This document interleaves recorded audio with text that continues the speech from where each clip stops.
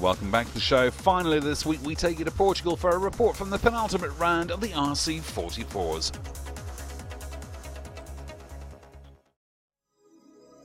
The 34th America's Cup was talked about as the most impressive sailing spectacle of all time. But life doesn't stop for professional sailors, and several crew members were straight onto planes and into the highly competitive RC44 class.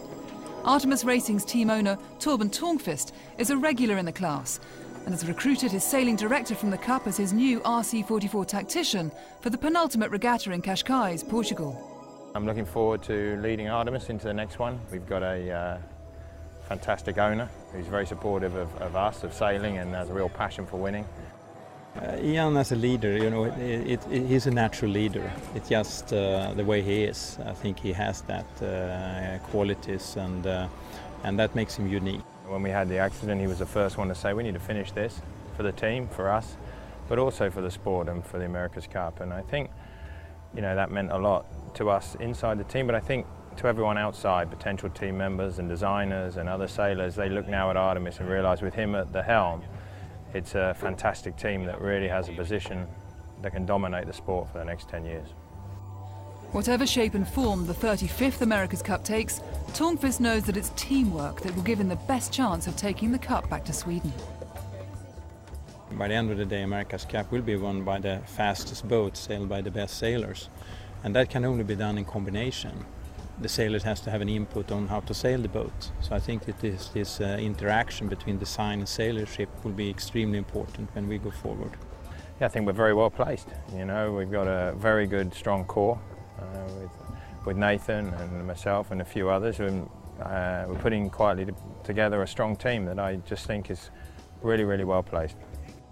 Back to reality for me here in the RC44 event in Cascais. I'm acting as a tactician on board for Torbjörn, which is lovely to sail with him in a race course for the first time.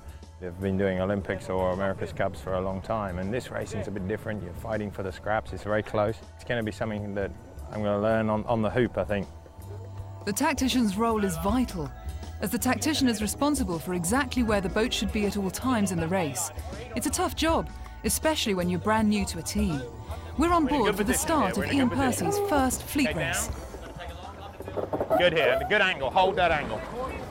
Hold, and then slow boat, then head up, and slow with the sails a bit here. Hold that angle, don't come up.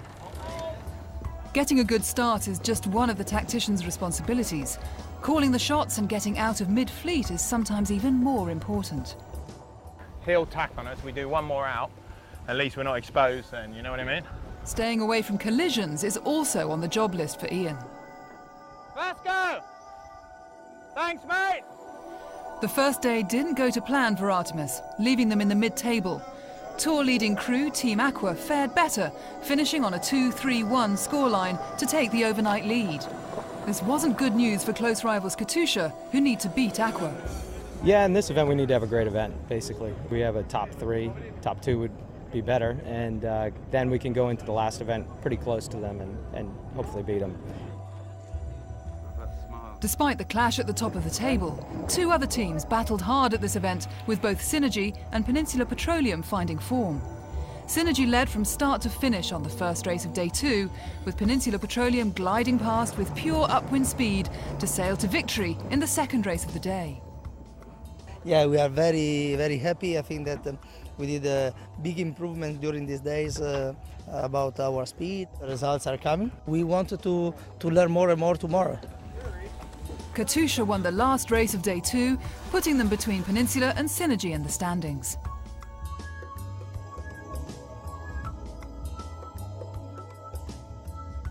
The penultimate day dawned with a new weather front, offering a welcome change for the 11-strong fleet.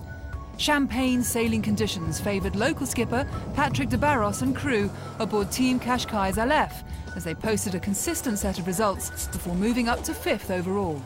We had a fantastic day, and the crew did a great job, and we're going very well. 2 seconds and a 6th place gave Katusha the overall lead, with Peninsula Petroleum in 2nd, 1 point ahead of Team Aqua after they finished 10th in race 9. 9 points separated the top 4. With 3 races scheduled for the last day, the title was still wide open. Katusha and Team Aqua were penalised for jumping the gun on the opening race, with both failing to recover and finishing down the pack. Taking advantage of the situation, Team Cascais Aleph excelled in the strong wind and were untouchable, winning races 1 and 2. Just 3 points separated the top 4 teams, leaving it all to play for in the final race. Early mistakes by both Peninsula Petroleum and Cascais Aleph left them both out of the running. Making the most of their opportunities, Synergy secured their first regatta win of the year after rounding the top mark first and flying downwind. A sparkling performance by Team Cascais Aleph moved them into second overall, with Katusha in third. We're in a good spot coming into the day, but for the season overall, we knew that Team Aqua wanted to put some points on us in this regatta. And the way the season points work, they don't have to count this regatta. They've had 3 good ones already, and we really needed a good one. So we got out there and had an unforced error being over in the first race and came back all right. In the second race, they kind of just really didn't even care about their finishing position and tacked on us and pushed us back, and rightly so. It was good for them for the season. You know, we had a lot of help out there. There was a lot of little battles going on between people, and a couple of the teams sort of backed themselves up and made it possible for us. It's been a long time coming for these guys on Synergy. They've really worked hard, and I'm really excited for them that we've been able to win this.